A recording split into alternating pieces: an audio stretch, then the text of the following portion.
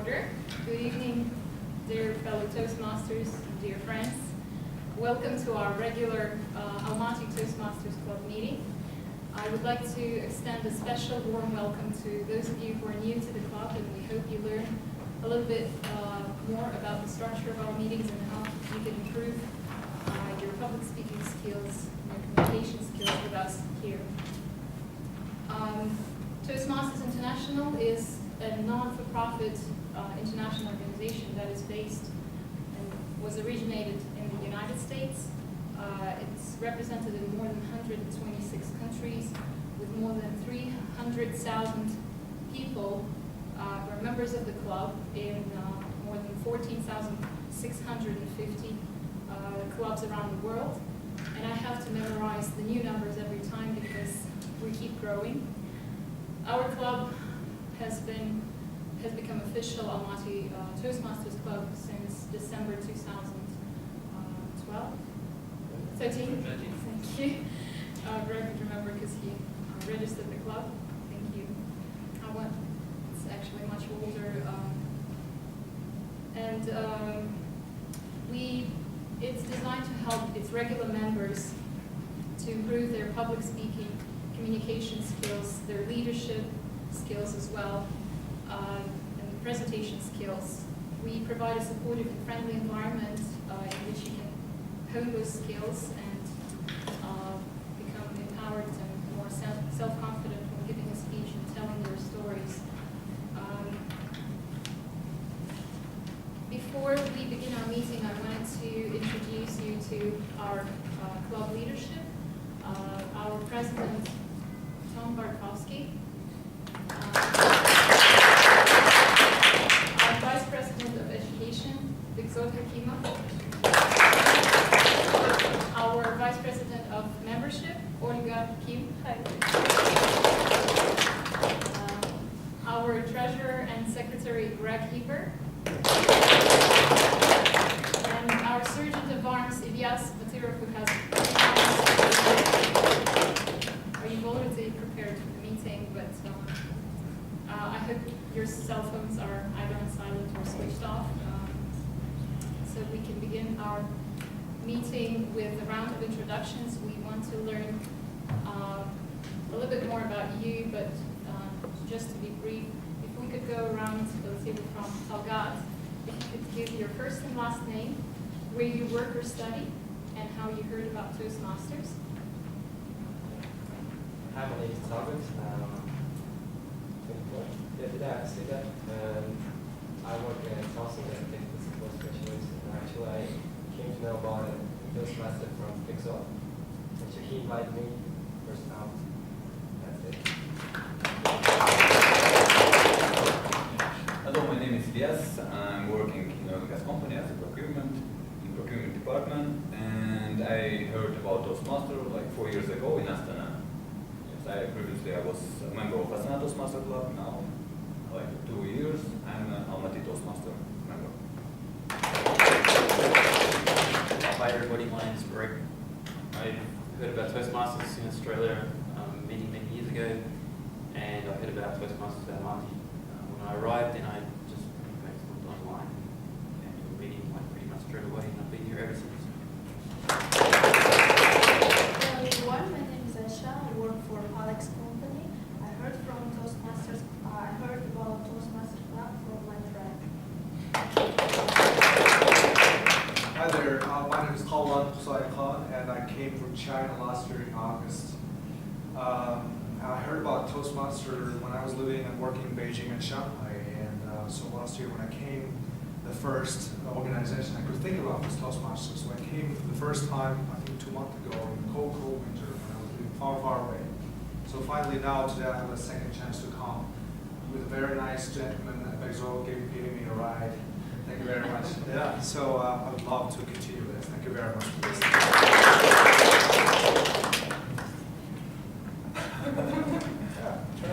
Just your name, your first name, and your last name.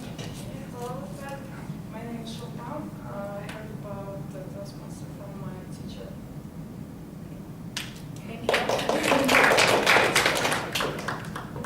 My name is Alicia Yelova. I've heard about Toastmasters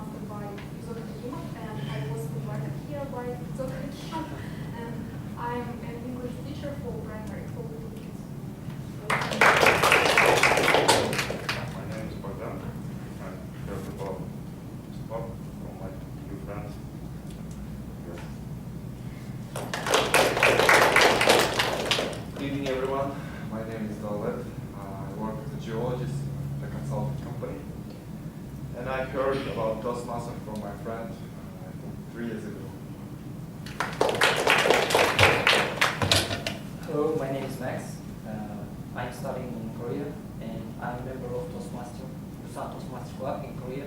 So I heard about it in Astana, about Toastmasters Club, and now I'm here. Nice to meet you. Hi everybody, my name is Andrei Mohammed. I heard about Toastmasters today from my friend. Hello, my name is Eleanor and I'm a student and I heard about Toastmaster just a couple of hours ago.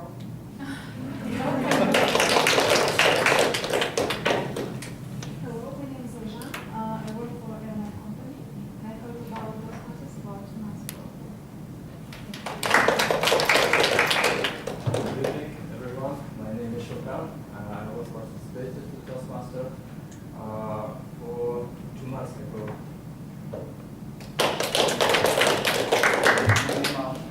I'm a project manager in IT, and first time I heard about Toastmasters from my friend of mine about 1 year ago, but first time I came here like 3 months ago. This is my sixth time I came. Hello, my name is Anina. I'm a human rights student and Freedom House intern.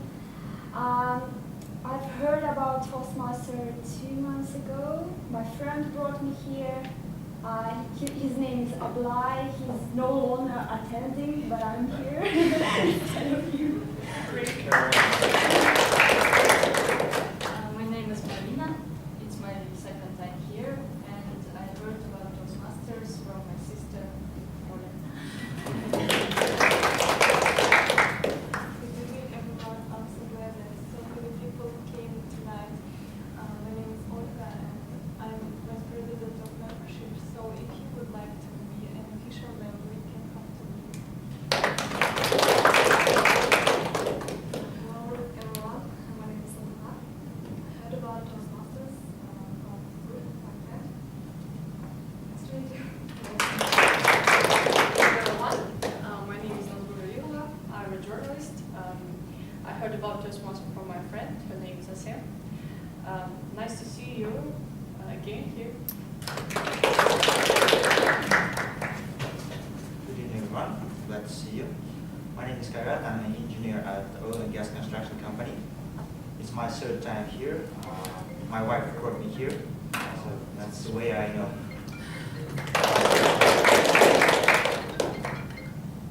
Good evening to everyone. My name is Andrei, and I am a lawyer in a local law firm.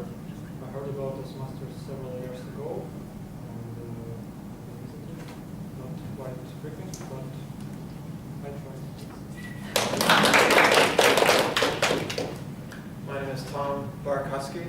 I work in the sphere of business training, and I first heard about Toastmasters when Dodds from San Diego came to do a seminar on how to start Toastmasters.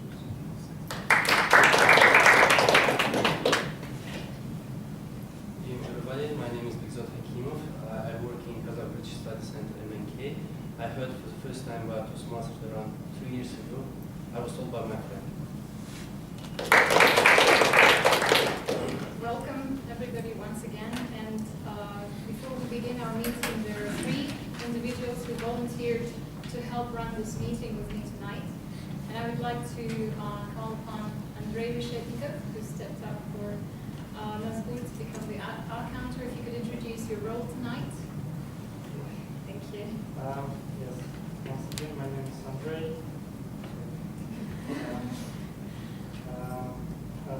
Today I will be an counter. That is, I will count asks, so's, and any other inappropriate word fillers coming from the mouth of the person speaking in the middle of the room. I decided to take Greg's approach to our counting. That is not to count and give the exact numbers of asks and so's, but to give you whether you are great, good, or just need to improve. And if you'd like to obtain the exact numbers, you can come to me and I will give you after the meeting.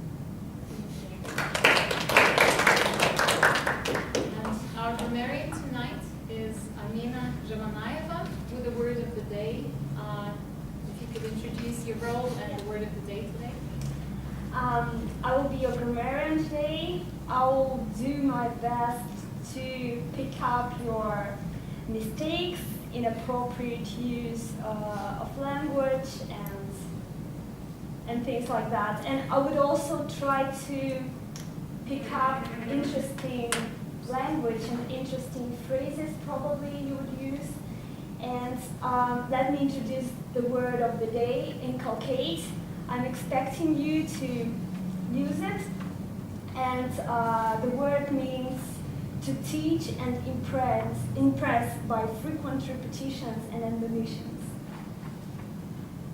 Thank you. And in case you forget, it's at the bottom of our agendas. You have the meaning and the example of the usage of that word. So anyone who's coming somewhere near here and giving a speech should try to use that word and inculcate the meaning of that word to us. Our third volunteer tonight, our timer, is Aisha Malkinbayeva. Thank you, and if you could introduce yourself. Hello everyone, I'm going to be your timer tonight, and my responsibilities are to indicate your speech duration and report it at the end of the meeting. Let me remind you the duration of the speeches of main participants of our meeting. Speakers should speak from 5 to 7 minutes. Ice-breaking speech should be lasted in 3 and 5 minutes. Evaluators have 2-3 minutes to say their comments on the speaker's performance. Every speaker invited to make their oration during table topic discussion should keep in mind that they have only 1 and 2 minutes.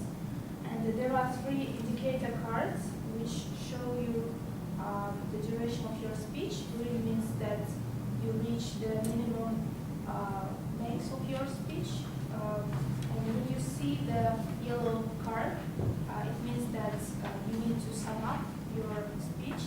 And the red signifies that it's time to stop. And please complete your speech by saying the final words.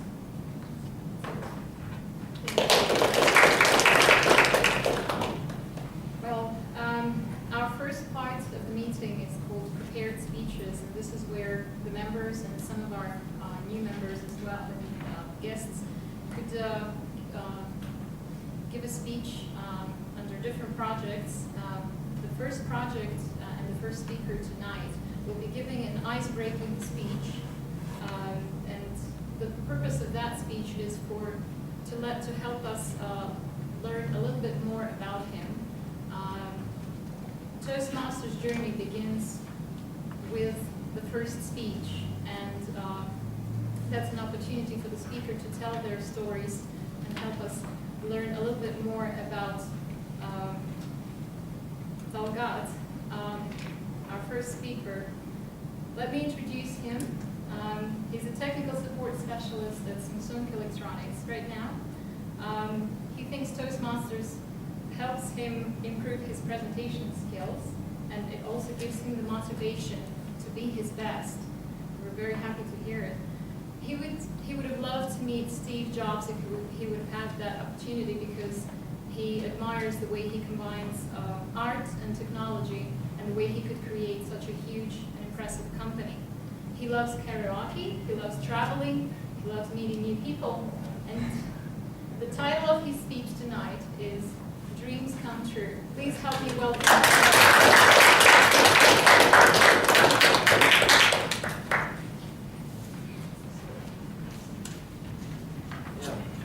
Actually, all our dreams may come true. Of course, if we have the courage to pursue them. We can dream a lot, actually. There is no border. We can sit and dream from the morning until evening. And, in fact, to make our dreams come true, we need a big effort, and sometimes it may be very difficult. But I'm sure to make our dreams real is worth for it. I think every person here has at least one dream which he wants to fulfill during his whole life. Don't you? Yeah. And I remember during my school days, I used to dream a lot. We used to make great plans with my classmates. Some of my friends, they wanted to become an engineer, some of them wanted to become a famous scientist, some of them wanted to run a car industry factory, and like them, I wanted to travel around the world, and I wanted to work as an engineer at Samsung or in Google, and I also wanted to run my own school where I could grow up future engineers and designers who could make a great impact in the development of technology and design. And even though we didn't have all that dreams, I mean, even though we didn't have results, it was just amazing to think about it. So then I went on leaving. I graduated from the university, and then actually I came to realize that making our dreams come true is not that easy job. And nobody's waiting outside for you and holding your dreams in his hands and come and get it. Actually, we have to get it. And you know, there was sometimes when I was really depressed that I could do nothing. I thought that I really can't do that.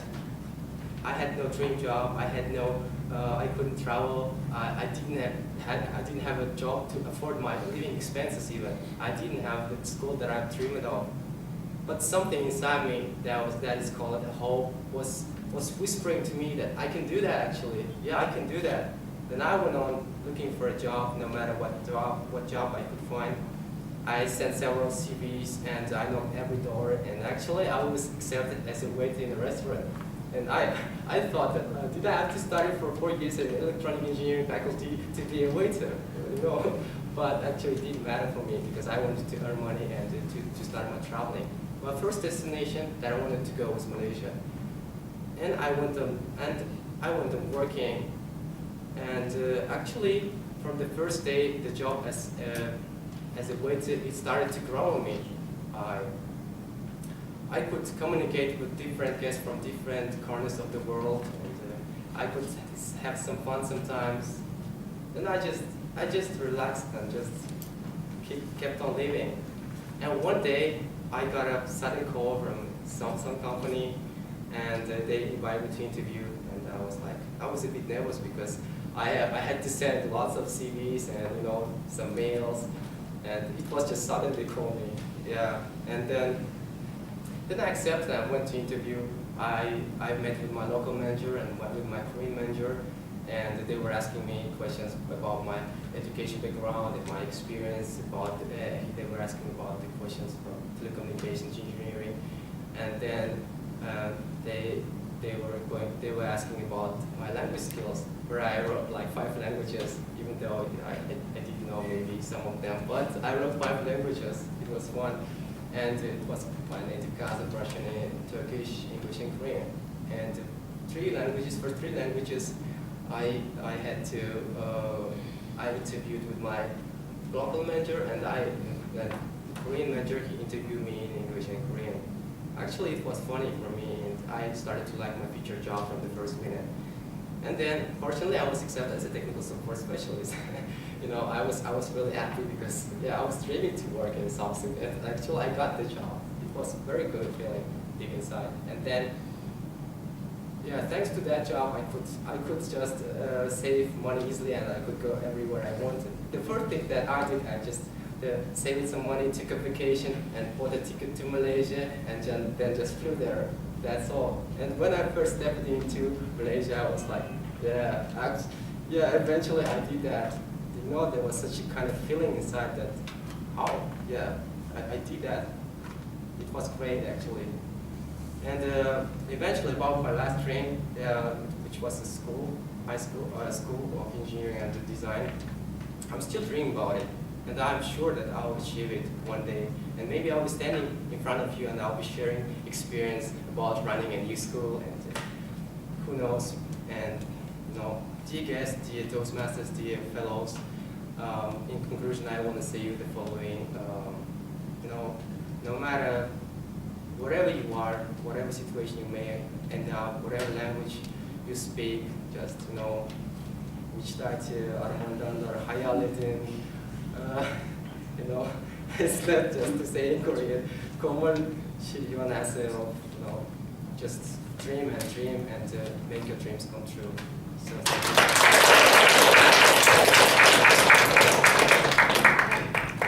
yeah, don't start it.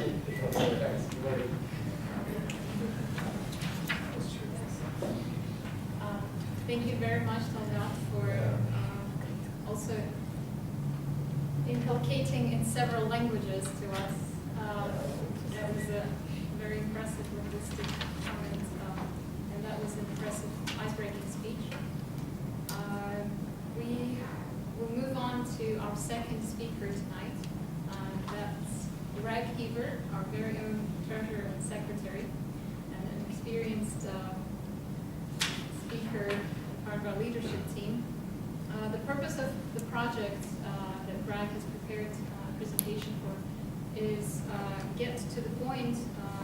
The project must have a general purpose, either to entertain or to inform or to inculcate a certain message. I hope I use the word correctly.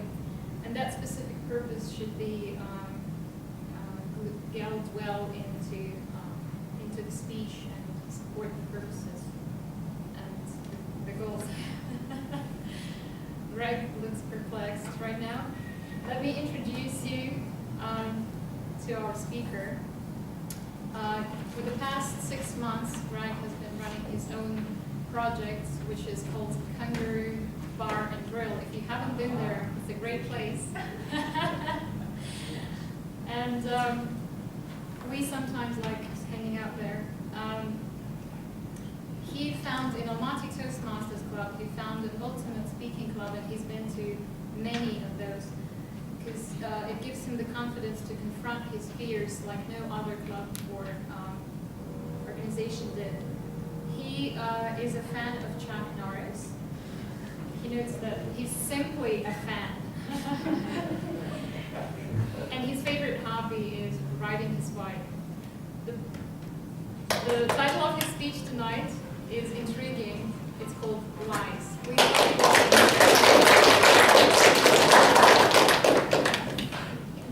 Thanks, Alex. For an experienced speaker, as Alex said, I certainly have sweaty hands, so I apologize for that. Do you want answers? Yeah. I want the truth. Can you handle the truth? Does anyone know what movie that is from? What Hollywood movie? A Few Good Men. Yeah. Tom Cruise. That's right, Tom. Tom Cruise and Jack Nicholson are the starring actors. That actual dialogue comes from a courthouse scene near the end of the movie, whereby Jack Nicholson, who is playing a US colonel in the US Army, he's on charges for murder. And after extensive investigation by the attorney, who is played by Tom Cruise, Jack Nicholson actually admits to the murders of 2 Marines. However, he justifies the murder, and in his own mind he thinks it's correct. He justifies it by saying that it is in the interest of national security, it is okay. This was a very entertaining movie, one of my favorites. However, that message, I think, the relevance of it at the time, is 20 years old, a movie, is probably not so relevant, I think. But today, it is a lot more relevant. My speech today is about governments. It's about what governments do to maintain power, what governments do to retain control of people. My speech today is about conspiracies. It's about lies. Probably everybody in the room knows of a conspiracy theory or more. There's boundless ones that you can find. One of my favorites is the one which says that the Americans never actually landed on the moon. Instead, it was fabricated just so they could gain the psychological advantage of winning the space race with the Soviet Union. I think that's probably a little bit fanciful, and I don't particularly believe that conspiracy theory, as cynical as I am. A few months ago, I watched a documentary on the September 11th terrorist attacks. And what was there was what was depicted there was quite insightful, it was quite graphic, it was quite disturbing, to be frank.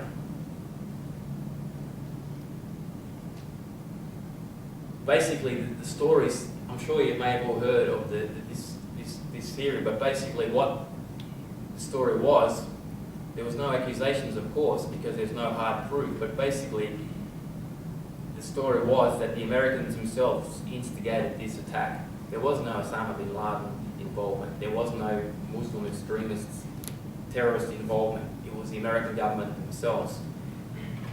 And the reason being, supposedly, was so they could have a reason to start this war on terror. Now, this theory is not one that is made just by some left-wing fanatical group that maybe has an axe to grind with the American government. This documentary was put together by a group of people who have no vested interest at all in the American government or the American system. And they spent a lot of money on this.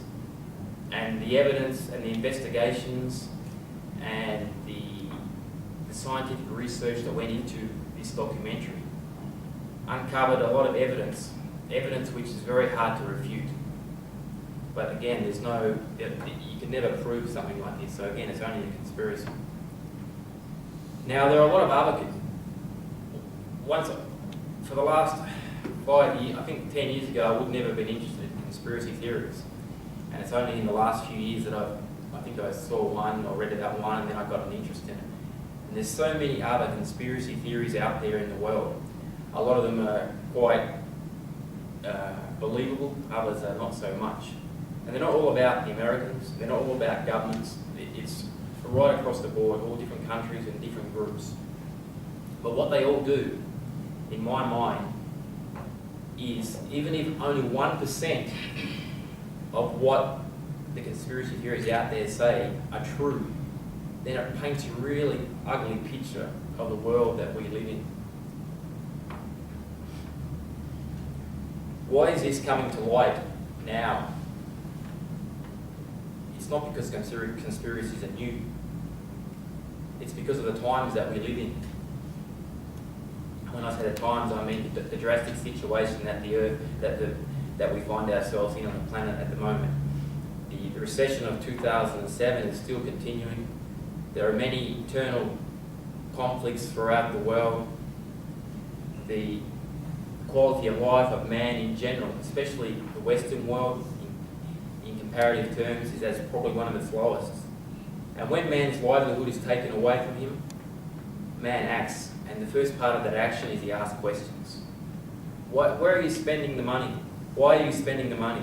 Why are we fighting wars and why are we fighting other people's wars when we have enough problems of our own? Why is there such a large inequality gap between the richest and the poorest? Questions like this are asked. And the answers are not always forthcoming, of course. However, this starts a process, and that process over time dredges up information, stuff that's maybe hidden below the surface. And that's how these conspiracies start. And that's how they get legs, and that's how they turn into truths over time in some people's minds. But what does all this mean? It can mean a lot, or it can mean not much at all. It really depends on how, what's the word? Depends on how much you want to believe, or not believe. And as you can tell, I'm a cynic, and I'm starting to believe this. I never used to be, but I am today. I think it's something that you get as you grow older. In any case, no matter if you believe or not, there's not much we can do about it. I think that this is a price, what is happening in the world, if it's really happening or it's just people's imaginations. I think this is the price that we pay for living on this planet at this time, in this technologically advanced planet with 7-8 billion people, with cross cultures and competing interests. I think this is just a permutation of all those factors together, and we just have to learn to live with it. My interest is not born from being directly involved or directly affected. My interest is basically stems from man's innate desire to know the truth. And it's a little bit more than that, actually. I remember growing up, and I remember when I was in my teens, maybe as I was starting to devour the news on the channels and starting to learn a lot from school, etc. I remember watching the television and seeing we always had a big international news part in Australia. We used to we didn't have much news of our own, and we used to like the news of the planet. And there was famines in Africa, there was genocides in Serbia, there was wars in other places. There was propaganda coming out of the communist bloc. And I used to think how lucky we were. How lucky we lived in a country whereby there was no crap like that. Where we could trust the politicians, we could trust the government, and there was no second guessing. You would trust them like you trusted your brother and sister. And it was like the poor people that live in those countries, we're so lucky. But today I'm not so sure. And that makes me sad. Everybody deserves to know the truth.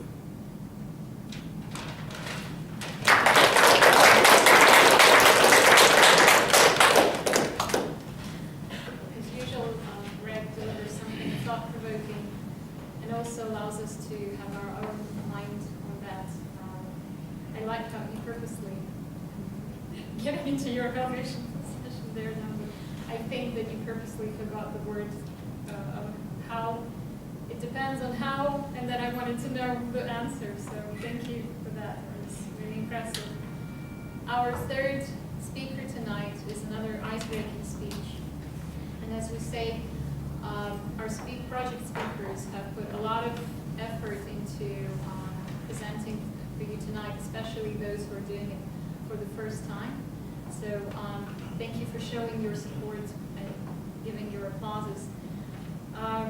Kairat, he's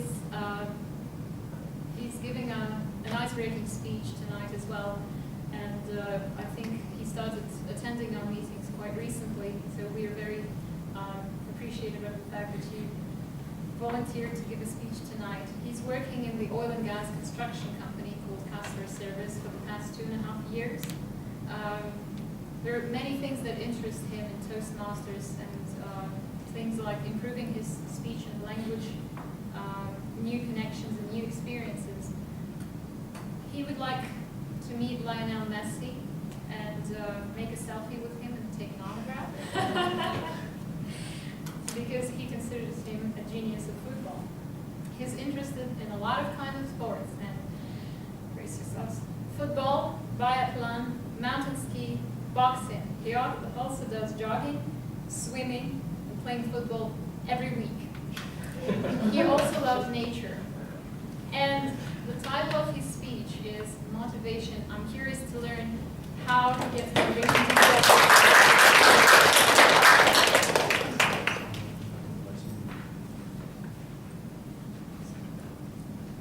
What is the main idea of motivation?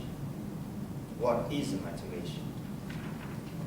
Let me try to share my own experience and tell something that I got new from my life about motivation. I grew up in a village, and I started in a village school. All my life, from the 1 year, from my childhood to the 17 years, was in a village. Village is everything for me. Maybe that's why I love the nature than the city. Maybe village teach me also to be polite, more culture, love your nature. And also I know about village on the bad side is teach me to fight, to protect yourself, your family, your clothes. I have my elder brother. He's older than me for 12 years. All my childhood, I was able to see him from time to time. It was once a week when he was a student, and it got very rare when he started to work. I was always looking forward to meeting him.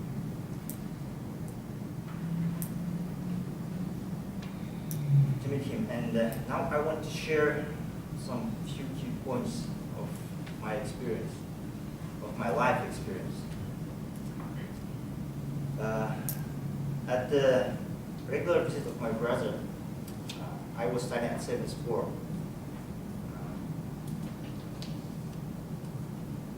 We mostly talked about my education and how it's going on. I used to do all my subjects for A except Russian language. It was currently was B. It was upset for me and for my family, but for 7th form it was okay. I used to do it.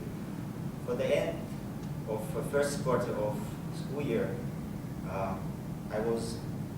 should be finishing as usually with 1B. Then my brother said to me, if I finish the second quarter with A mark, all the subjects, he'll buy me an Audi system. And if I achieve the A for all subjects by the end of the year, he'll buy me a personal computer. For me, for a village guy who never had his own Audi system, personal computer, was like, wow, really, it's possible to do it. I can do it. It's like something to make your dreams come true. And I had such a willing to do something I haven't done before. I want this challenge, I could do it. Since that moment, I started to motivate myself to achieve my own aims. Now I want to tell about my second experience. It's the first place where I started to work. It was the fourth year of my university. I was involved to the international company for real estate. It's called Aerostadley. I was paid about 7,000 tenge per month. So at that moment, I said, oh, it's okay. And I started work. It was really hard to work then. And I was being paid 7,000 each month. But one time I said, stop, I fed up with it. I want to be paid more. But for that moment, I'm a student. What can I ask from my head, from my chef? And I said to me, experience. This is your salary for today. But now I can say that experience I got from my first workplace, I can charge more than, way more than 7,000. Based on these two key points of my life, I'd like to say, to answer to my first question, what's the main idea of motivation? For me, the idea of motivation is to wake something in you that you didn't know before. And the right motivation can give you an additional power, inspire you, and never let you give up.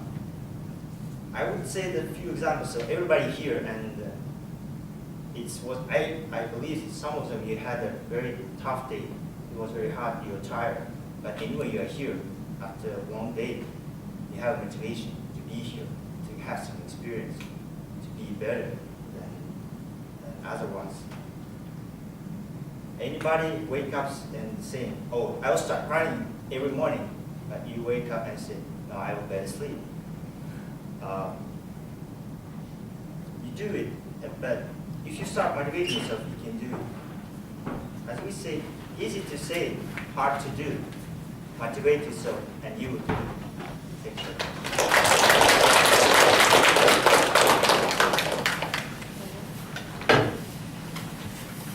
Thank you, Kairos, and congratulations on your first time here. I know it wasn't the first time you told us, so that was an excellent speech and gave us some insights into the emotions of your life.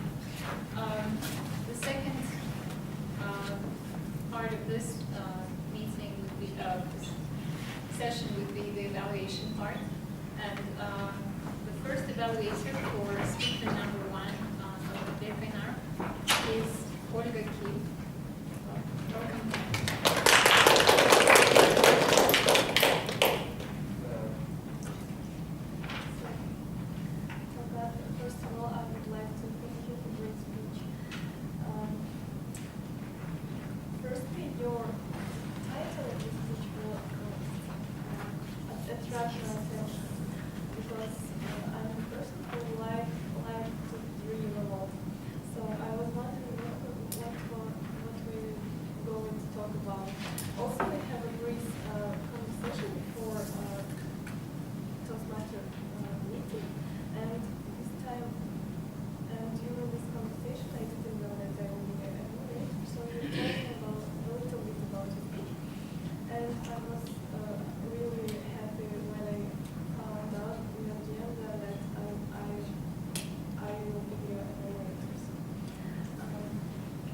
what strong points did you have in during your speech? I think it was wonderful voice variety. Your voice was strong and loud,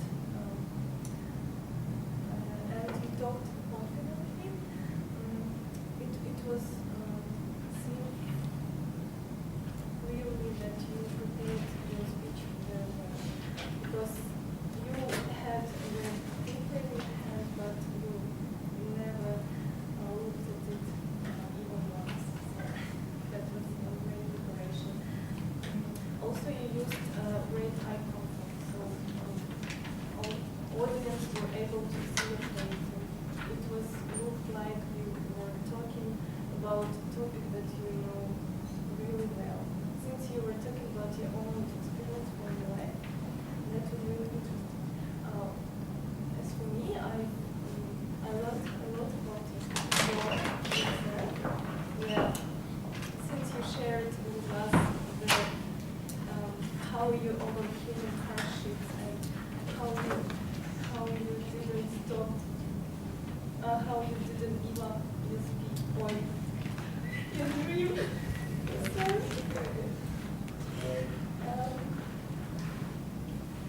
Also, this point, this issue that you did really great when you described how you finally reached Malaysia and how you made your first step. You showed it right here in real life, and I was able to see how it was look like. So I got the clear image in my mind. So it was great. So you use great body language. And you talked clearly and logically. I was sitting right there, and I was able to hear you clearly. And what I can recommend you, I saw that your hands wanted to, express more emotions, but since you hold this paper and you didn't use it, so it's not necessary to hold next time any paper in your hand. Just try to make your hands free. You can express more body language next time, I'm sure. Oh, also, you shouldn't thank us, because we should, opposite way, you should thank you for your great presentation, your great speech.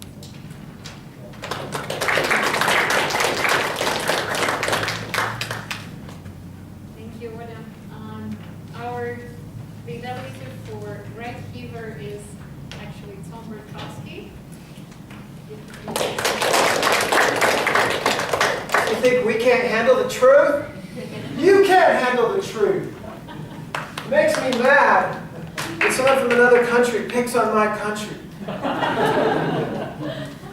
Greg said he was nervous to give a speech tonight, and I was looking forward to evaluating him. And so now you know why he's a little bit nervous. I can speak with emotion sometimes. But I think what we saw in Greg tonight is an example of why we have Toastmasters Club. Because from your first speech, when you first started speaking, you've made tremendous progress.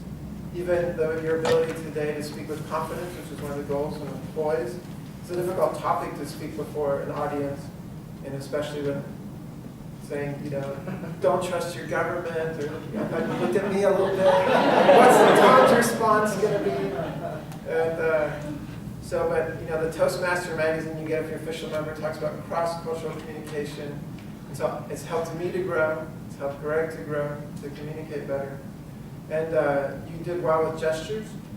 And you're supposed to communicate a main point, which I thought you did well, which is like, I used to be able to trust my government, and now I don't. Looking at the past, saying, this isn't where I started. When I was in junior high, 7th and 8th grade, I thought I could trust my government. But I thought there were people that were looking out for our best interests. And now I'm not so sure. So I thought you could communicate that point well. That today we don't live in a world that's referred to a world that we can believe everything we hear, that we have to have a mind that analyzes situations, that thinks about our situations. You're desiring to inculcate in us a sense of taking responsibility for understanding the truth and not just taking everything that the media wants to spoon feed us. And so I think those are things that you did well. And I also think it was great that you took a risk in talking about something like this, and yet in taking that risk, you communicated with a sense of poise, a sense of purpose. You spoke loudly, you raised your voice, you changed your tone.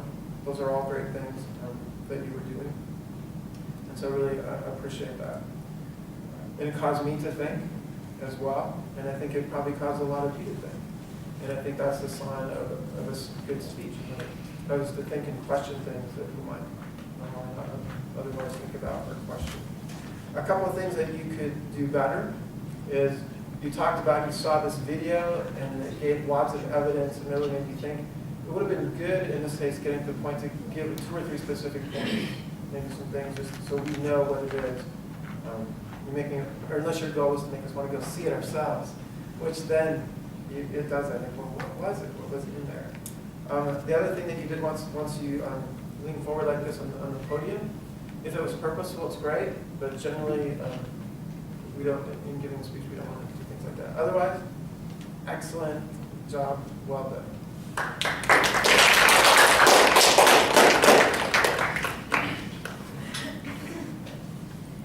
Our third evaluator tonight is Shokan Elias, and he's going to be evaluating Kairat's speech. Please help me welcome Shokan.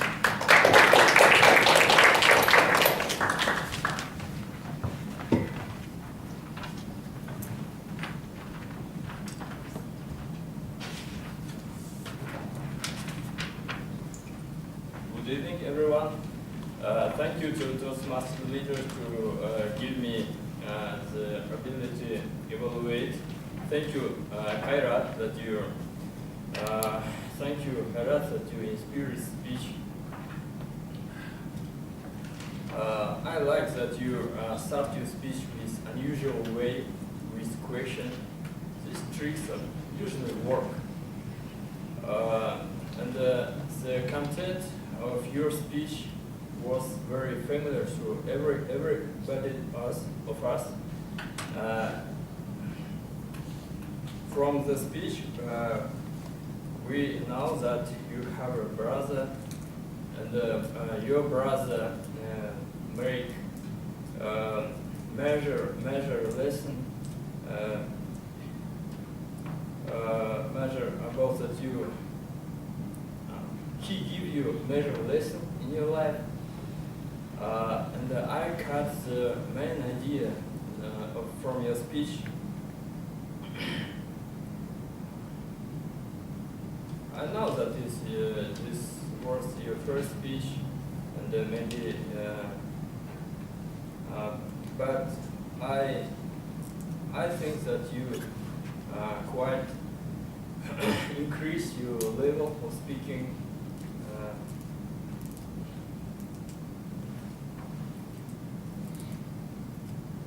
Also, you use gestures during your speech. I liked it.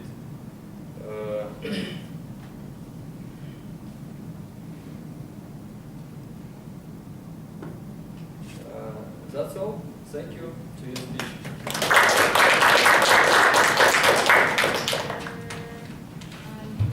Well, thank you very much, Shokan. And evaluations are an important part of our meeting. They are very important for those who prepare the speeches because they feedback. That feedback allows them to improve and find out from our experienced evaluators and speakers what could be done better and how they could develop further. So I would like to ask you to give another round of applause to our speakers tonight. On your agenda, you have stickers with this color. We sometimes notice it doesn't matter, people still write. If you could vote for the best speaker, or as I say, who spoke to you, the person who you think affected you most out of the 3 speakers tonight. And once you do, if you could pass them to the person on your left.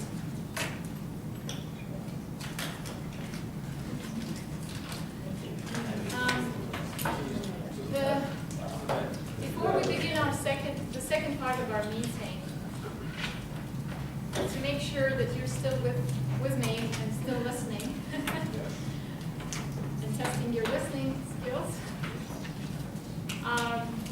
Toastmasters is not only about practicing public speaking, it is also about learning how to improve your communication skills. So I would like to take a short break and ask you to do the following exercise.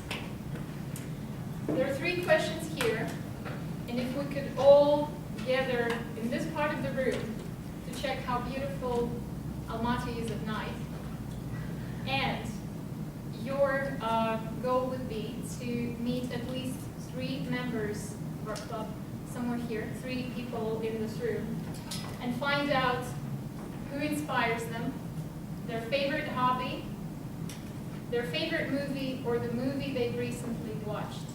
You have to meet at least 3 people. You're not accountable, so you don't have to report afterwards, but that's the goal. So if I could welcome you here, everyone. You can start right away.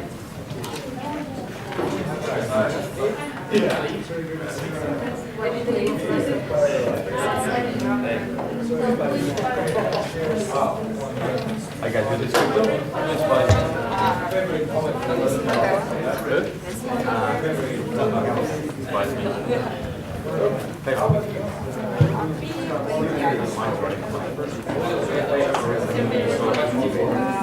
Mine's Forrest Gump. Forrest Gump. I saw the one about the South Korea, the North Korean leader, the one that was like banned young and sweet. Okay, this one. Good luck. Bye. Karat, you just get a speech.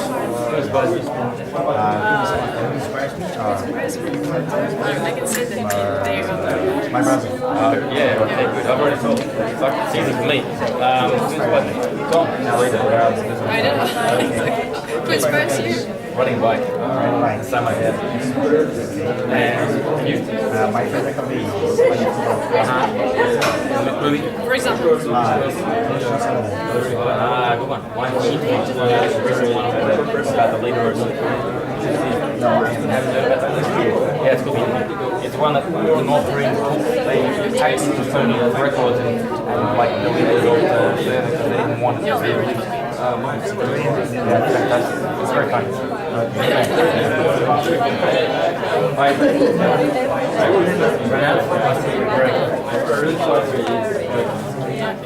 That's for me. Which friend? Okay. Okay, sure. I can't say anything about my hobby. I didn't say anything about my hobby. Yeah, what hobby? Big piece to go. Now I'm lying and I love to go. And also I love sport, basketball, etc. Yeah, sports.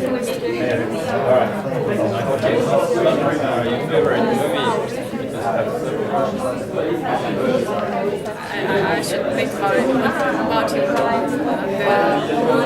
Your favorite? No, not me.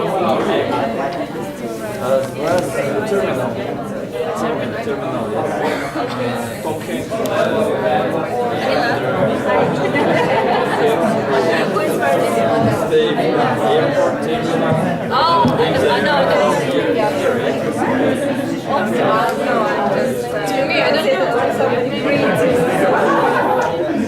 Memories diary. Memories diary.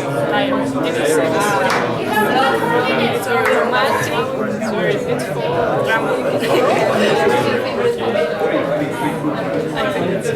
Hey guys, can I ask you? Yeah. My name is Tom.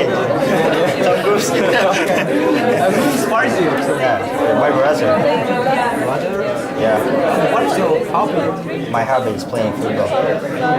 And what is the recent movie that you watched on? Ocean's 11. Ocean's 11? Yeah. What about you? It's your time to answer. My favorite, who inspires me is, Elon Musk. Elon Musk is the former of know Tesla? You know the car Tesla? Electric car. Yeah. It's the famous one. Elon Musk. He's a former of Tesla. Okay. Former of Tesla. Ah, okay. Tesla. Okay. And my hobby favorite is I love big tennis. I love big tennis. I play sometimes big tennis. And the best movie that I saw is Birdman. Birdman. Yeah. It's a good one. Sorry? It's a very good movie. I haven't watched it, but I'm planning to watch. Great movie because I know you gotta watch it anyways. I recommend it. You'll not regret it. Birdman. I already. How about you? Who inspired you? Birdman. Okay.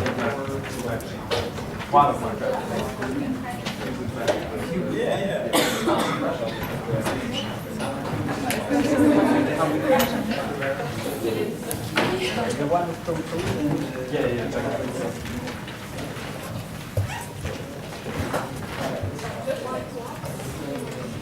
Okay. I hope you have met at least three people, or even more, as we were told there were some who met more people or who started discussing their favorite movies. That's great. Our second very exciting part of the meeting is called Table Topics session. And this session, the goal of this session is to ensure that the members are given the opportunity to think on their feet, and there will be members of the audience who will be called from here, so please be ready if you're new to the club to be called here to answer a question by our Table Topics master. Let us warmly welcome Almaty. Today I want to speak about Sam Walton. He's the founder of Walmart. Do you know Walmart? Please raise your hand who doesn't know Walmart. Almost everyone. Great. This is Sam Walton. I will call him Sam. And just a short biography of him. I don't want to inculcate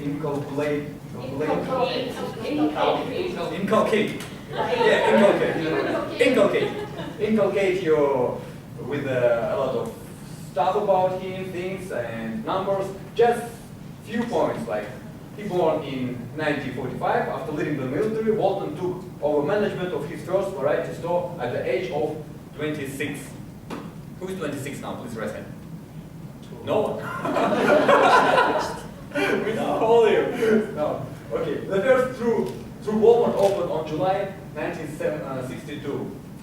Now with more than 11,000 stores around the world in 27 countries. And net income, I checked it, and you also can check it in Market Watch, is 15,088.88 billion net profit in the 2014 year. And Walt died on Sunday, April 5, 1992. Okay, and now the main part is question and answer session. Please. Sam Walton worked hard during all his life, and all income he spent to open new shops. He tried to open, when he opened one, and he opened second, yes. And his wife thought that they already had enough money, but he didn't stop Sam. And my question, what do you think is better, to live life easy way, spend more time with family and enjoying hobby, or it's better to work hard like Sam, even though you know that you have enough money for the next few generations? And I want to ask at first volunteers, who is brave, who is want to be active? No! Okay, no.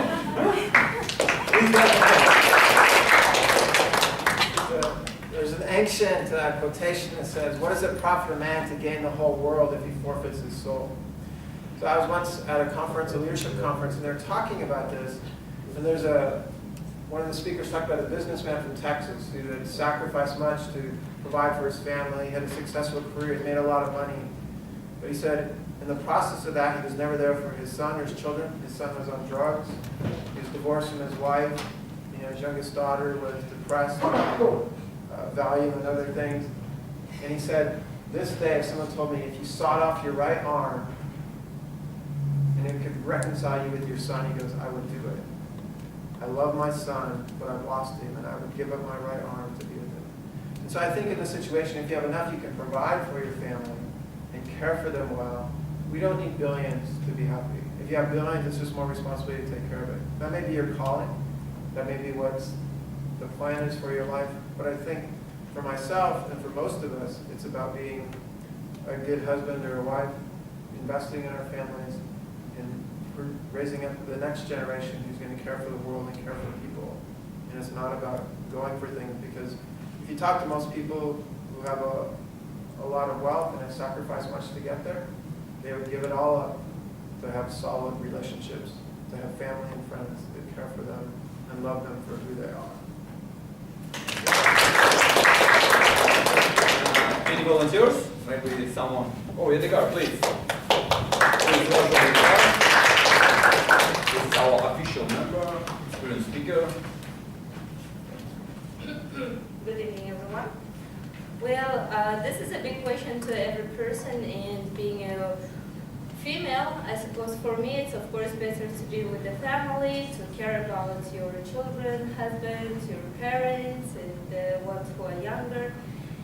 And but sometimes I think, well, all these prosperous men, very famous, very successful people, they also have the same 24 hours a day. They don't have more than I do. They don't have 36 hours, you know.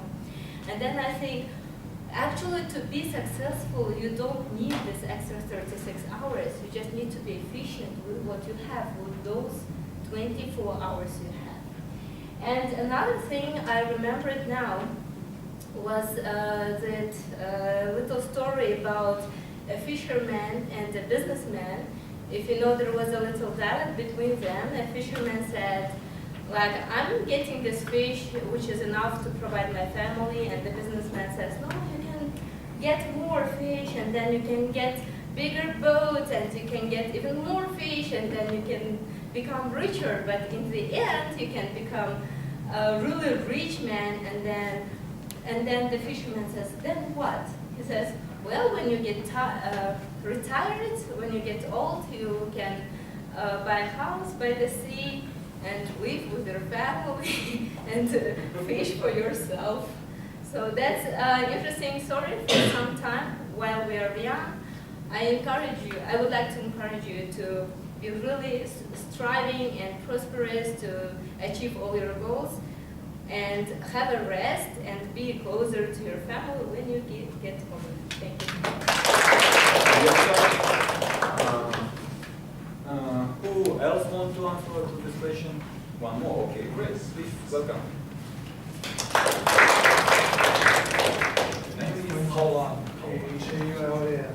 Basically, yes, that was all inspiring. But on the other hand, try to think like this.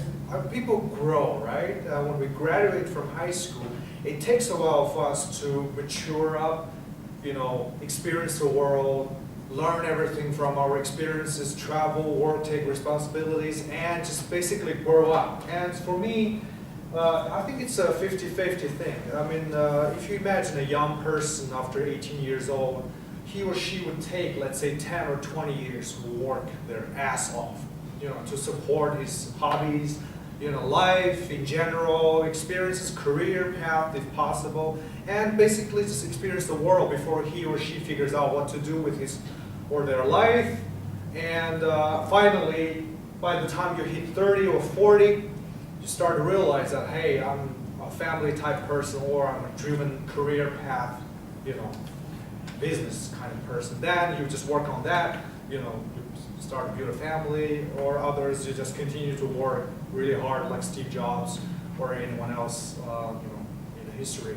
So I think, personally, I would recommend all the young people to work their ass off to know exactly what to do, let's say 10 or 20 years later. Like now I'm 30 years old. I probably spent more time with my family, so it was not until maybe another 5 or 10 years for me to figure out what to do with my life. So I would, if I had a choice, I would really have been, you know, away from my family to figure out what I wanted to do, so that I could realize exactly what I want to do now. Yes, so it can be quite confusing. Thank you very much.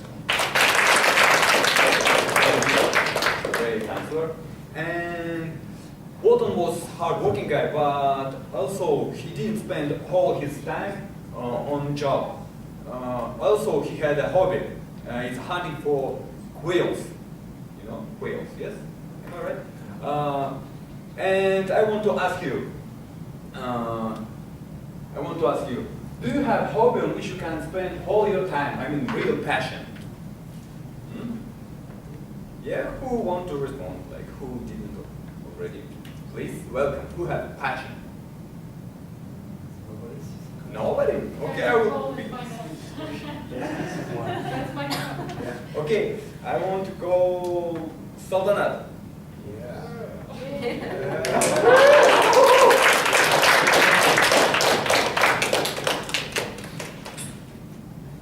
Just tell me about your passion.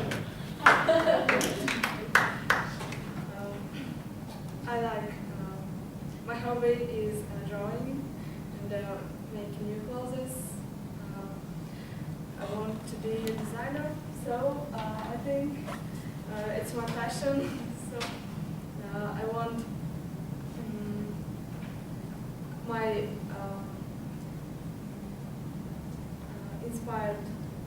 who inspires me. She's Victoria Beckham. So I won't spend my all my time on making new clothes.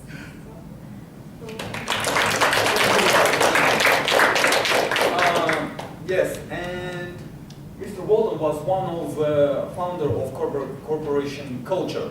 Yeah, and his words is, when people use some actions and they do it constantly, they start to believe that this is action. This way of action is only right way to do the things. But he wants to change it, the corporation culture, to inculcate changes every time. And because of this, he put a task to himself to constant changes should be a vital part of the corporation culture of Walmart. And my question is, do you agree? Sorry? Do you agree or not with this statement that we all, corporation culture and we as a human beings should always change our attitude to things and to get to know new things?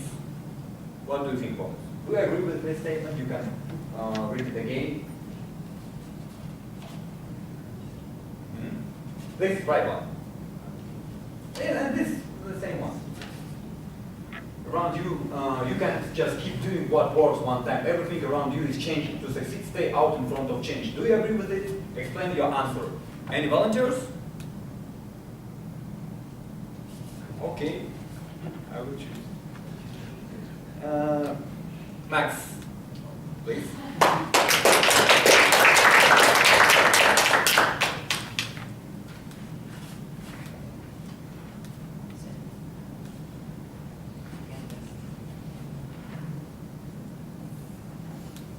Do you think constant changing is necessary?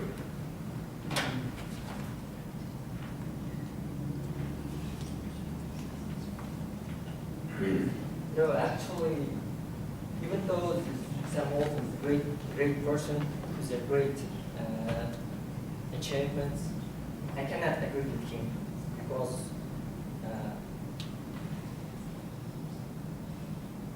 you can be right, but your truth cannot be always right, and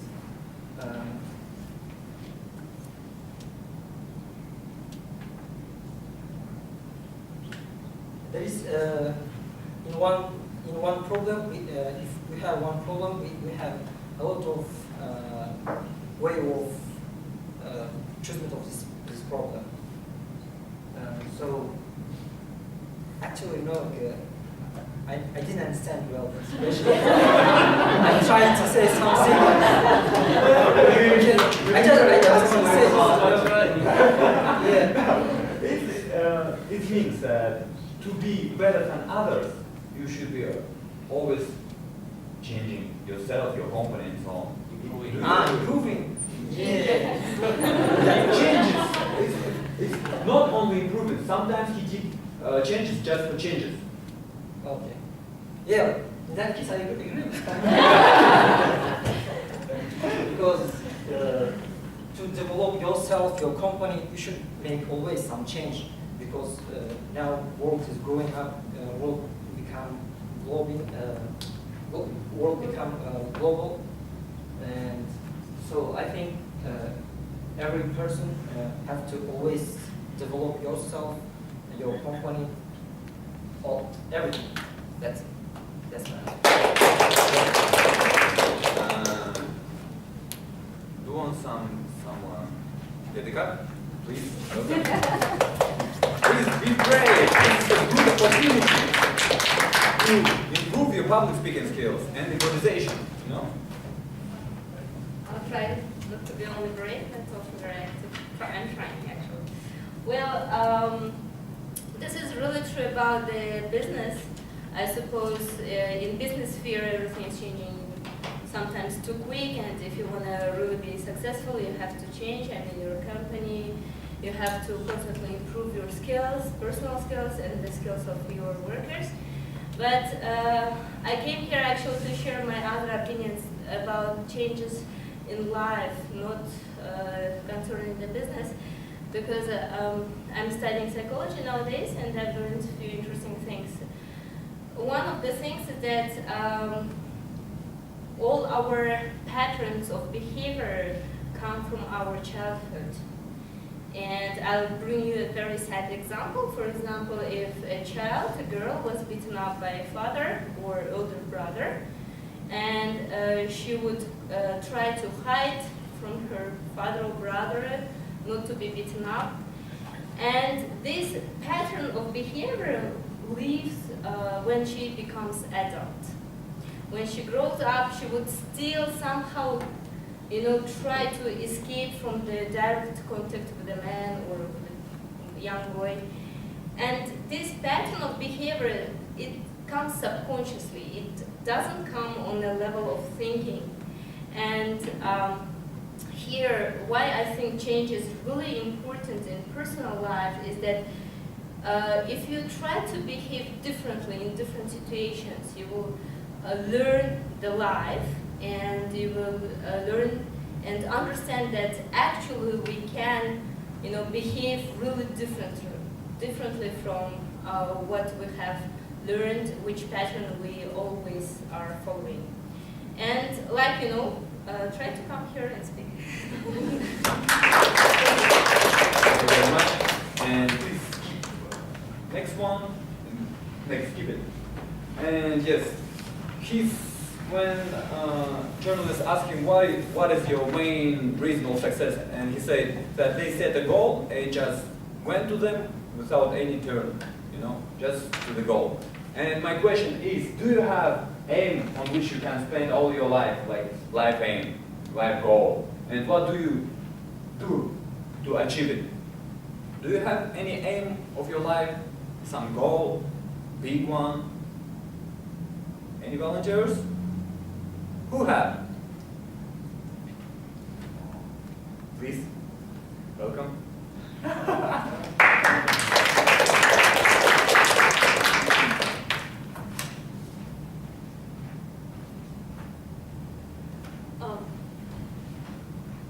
Yes, I do.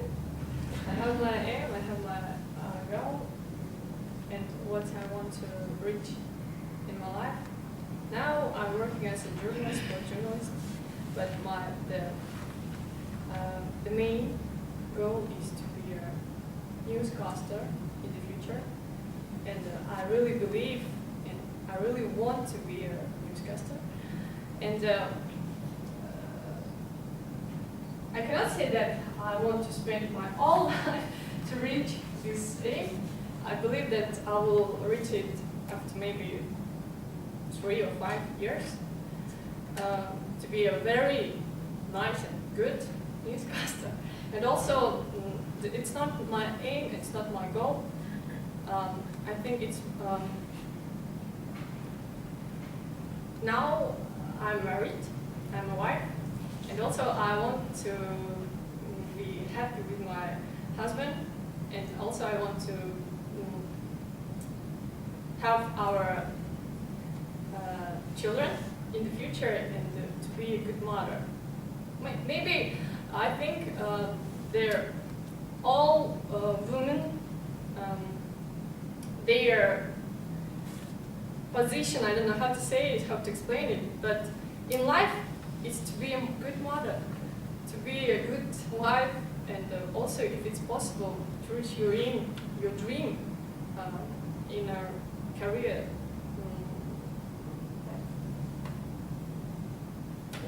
Yeah, that's it. Any volunteers? Oh, please, great.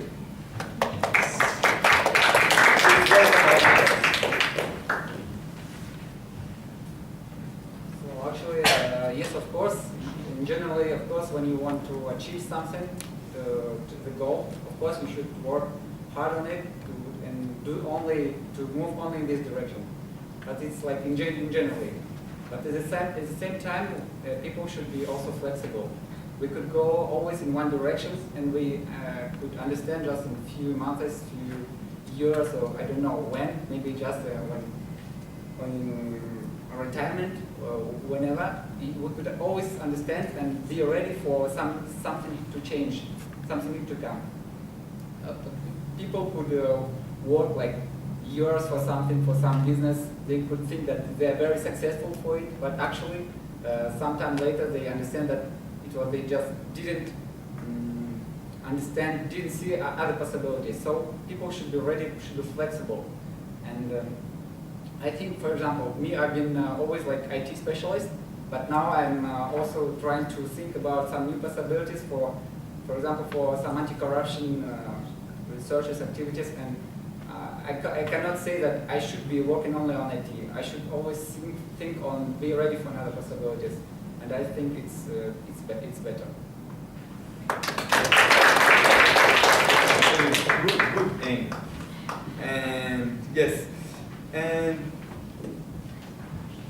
okay, yes, like maybe last one.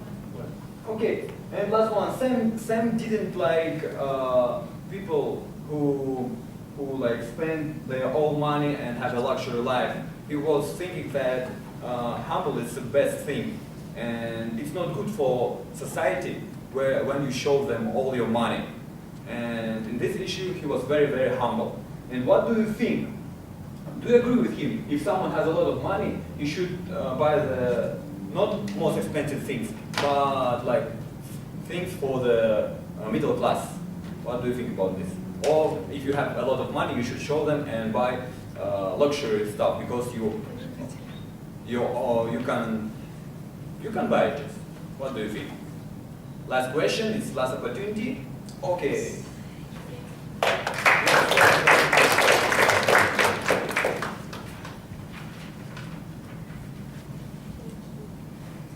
So the issue of showing off is very popular. Well, I think it's very relevant to our culture. I'm living in Europe for 5 years so far, and I see the contrast when I'm coming back, when rich people really try to ride the most expensive car if they can afford it, or go to the most expensive club, and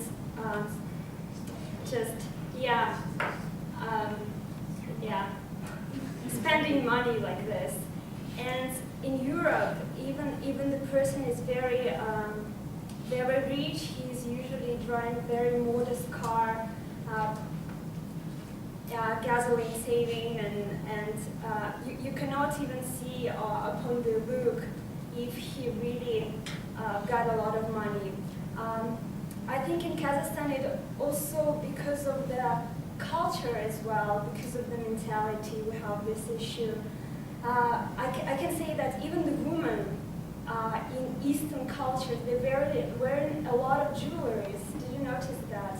And it's kind of showing off the status, and it comes like from the Middle Ages. woman, if she's got a statue, she have to wear a lot of jewelry, gold, to show it off, so you can easily distinguish her.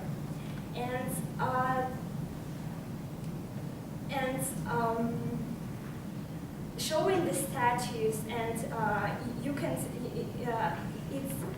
it's kind of not relevant anymore in modern times. I don't like the idea. We're living in an equal world, and when everybody have more opportunities, like we are not have this. We don't not have this world anymore when you gain the money from your parents and it depends on your family. Nowadays, everyone have more equal opportunities, and came the social mobility. You can change the classes more easily, so it's not necessary anymore to show off where you come from and which class you're belonging to. Thank you very much. Okay, that's it. Thank you very much, and I would just want to say a few words. When you come here and you have like some stress, you know, and it's a good way to improve yourself. When you are stressed, when you are scared of something, it means that you are growing. If you used to, start to do that you're afraid to do. The only way. Thank you.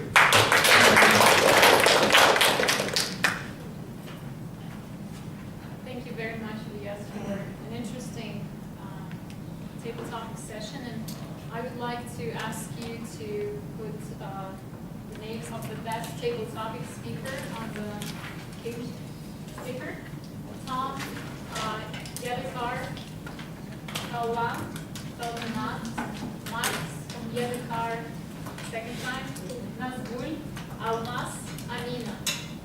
And in the meantime, I would like to ask Andrei Reshetnikov, our accountant, to give a report on how many word fillers we have used today.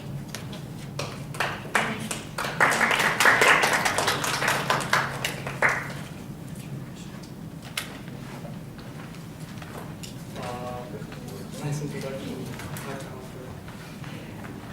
So first on stage was Dalgat. Dalgat, you had a lot of moments when you didn't use any word fillers at all. But there were some moments when maybe you was hesitating or something, but you used a lot of them. So I think all in all, I think you need to improve on this. Second one was Greg. Greg was great. Third one was Kairat. Kairat, you are good on accounting. Oh, sorry.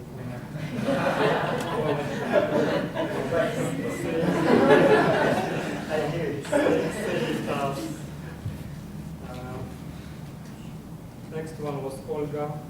Olga used a lot of filler words. It was a variety of filler words like others. Tom, you're great.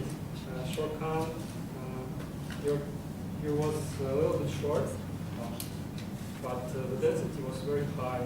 So I think you need to improve on this.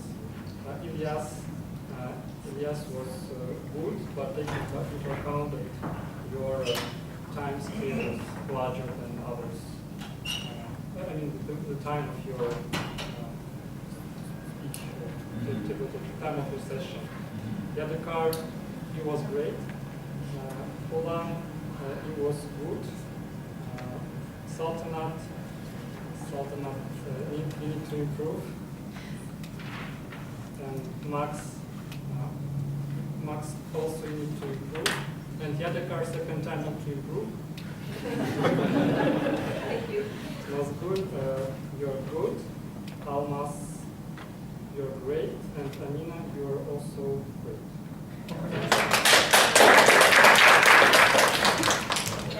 Thank you, Andrei, for introducing this new inventive way of counting the As. I'm sure you did. it. So everybody who spoke tonight can come up to him and actually see the embarrassingly high numbers. Sure. Amina, would you like to come up here and tell us how many mistakes you made?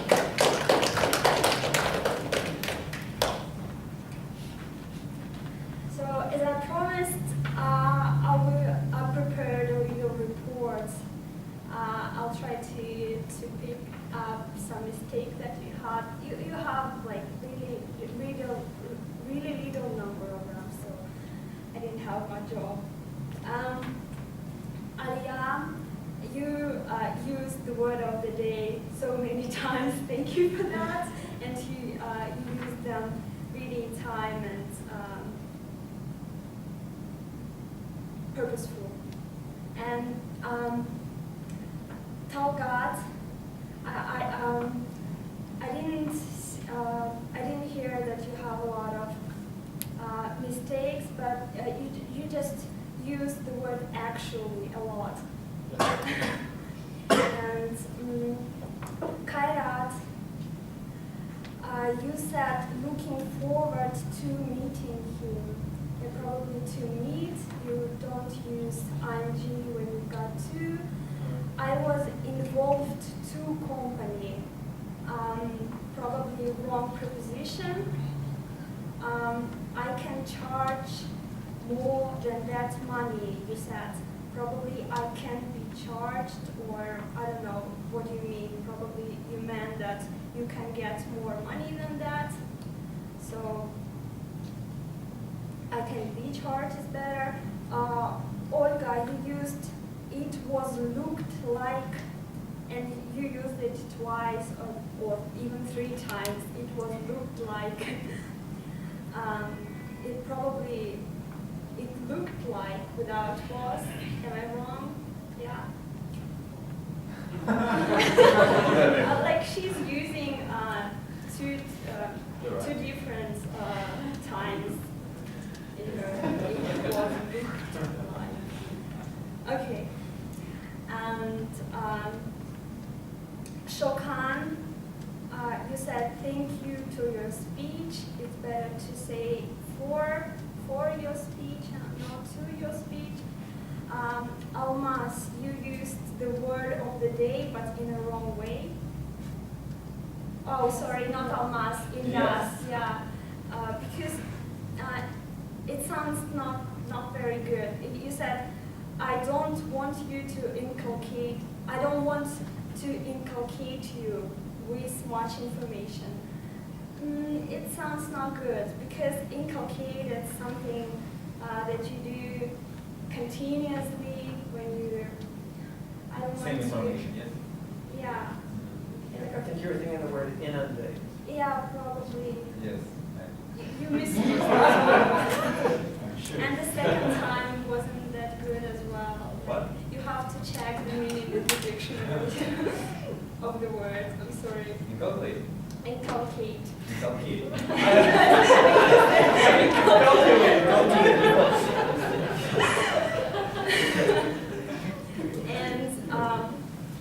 And spend time on job. It sounds good in Russian, but it doesn't sound very good in English, though. Don't you think? To spend time. Don't look at it. I'm consulting. I'm not a native speaker. Okay. Don't mention it. Okay. Yadikar, you said you have to be prosperous to achieve your goal. To be prosperous. I think it's better you meant to be purposeful or in other words, but I meant prosperous actually. Prosperous, yes. To be prosperous to achieve the goal. It's the same as successful. To be prosperous and then to achieve Oh. the We didn't. Oh, I'm really sorry. there. Okay, so this doesn't count. You don't have anything for me. So yeah, that's all for the report. Thank you. But one more thing, I want to say that it's last meeting because I'm leaving back to to continue my studies. Yeah, I'm very sorry, but I promise you to find Toastmaster in Vienna. I guess they have one, and probably I will keep you updating how those guys are doing, how everything is there in Austria. So we'll be in touch.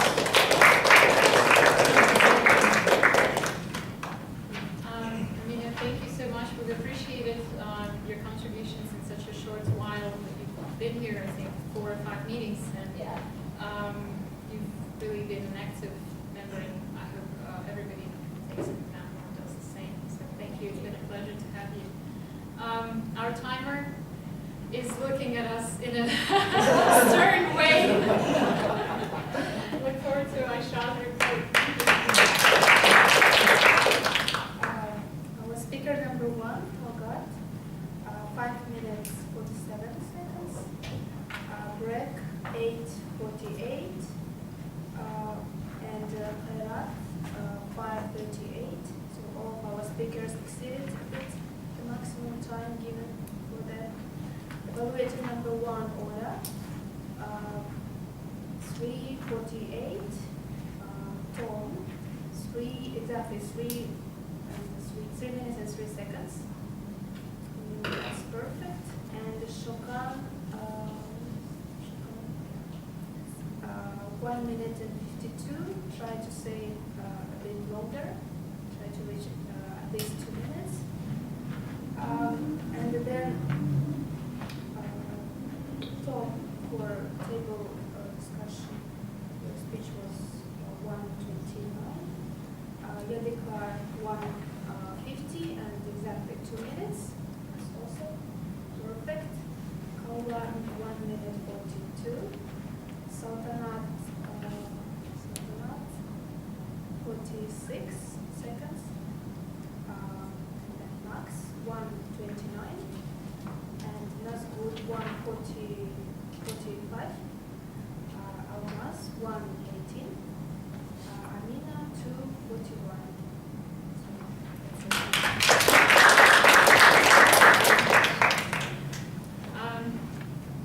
Before we for this meeting, I wanted to announce the winners of our best speaker. The best speech today was from Talgat. Maybe because she came out twice, Yadikar is our best table topic speaker.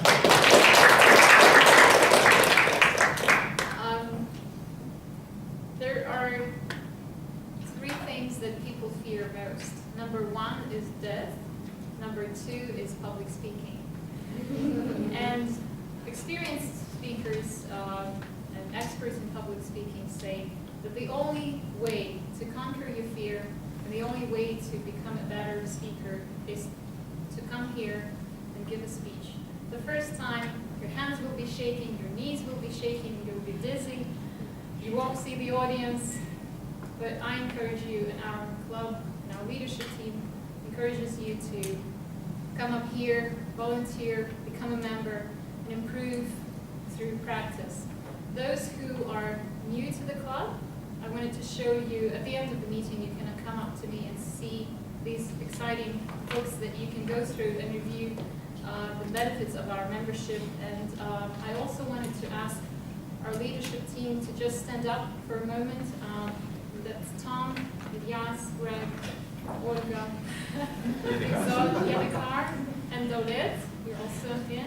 If you have any questions, you can come up to any one of us and get all the answers you need. Thank you very much. These are the people who help make these meetings happen and help run this club. So I'm always inspired by everybody who joins the club as well as the leadership the leadership team. That would be it for tonight, and I'm sure you're all hungry or waiting to come home. So I would like to. Oh, sorry. Yes, there will be a spreadsheet for those of you who are inspired to give speeches, and we have next time we'll have Alessa give us an ice-breaking speech after a brief consultation with our leadership team. There will be a spreadsheet that we will have on this table. If you want to sign up, oh, that's good. Thank you so much. That's good is going to be our counter. And if anybody wants to take a role, to give a speech or to be an evaluator, or do an amazing job that Ilyas did today with table topics, please sign up for our next meeting. This is you see there's a queue already for these roles. So Can I take any roles? Yes, please. It's empty, so we'll let Shakan pick a role. So with that, I would like to conclude our meeting. Thank you.